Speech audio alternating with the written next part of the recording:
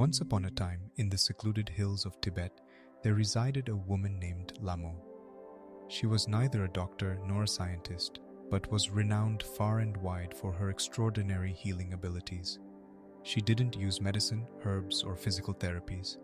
Instead, she used the power of silent words. In a bustling city in the valley lived a young man named Tenzin, consumed by immense stress and despair. He was successful, but felt an incessant emptiness within.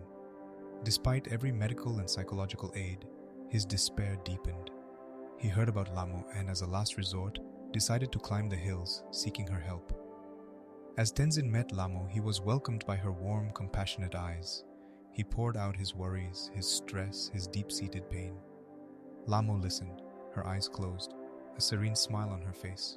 When he finished, she stood up, walked over to a wooden drawer, and brought out a tiny piece of folded parchment. Handing it over to Tenzin, she said, "Open this when you're alone and ready." With those words, she went back to her quiet corner, her eyes closed, her smile gentle and knowing. Tenzin was puzzled. He had expected some words of wisdom, a teaching, a mantra, anything but a piece of parchment. Regardless, he thanked her and descended back to his city life, the folded parchment safely tucked away in his pocket. Back in his room, Tenzin finally opened the parchment. There were no words, no instructions, just an exquisitely detailed drawing of a lotus flower. Bewildered, he stared at the drawing, searching for some hidden message. As he stared, he began to notice the intricate lines, the shading, the beautiful transition of the petals from bud to full bloom. Hours turned into days, days into weeks. Tenzin found himself constantly drawn to the drawing, losing himself in the beauty of the lotus.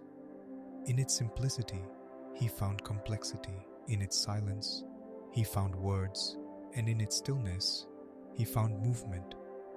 Unknowingly, the lotus began to influence Tenzin. His mind started to quiet, his heart lighter.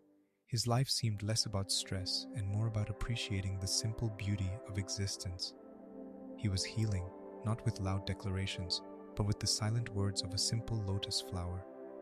In the quiet hills of Tibet, Lhamo continued her day, her serene smile touching her lips. She knew Tenzin was healing.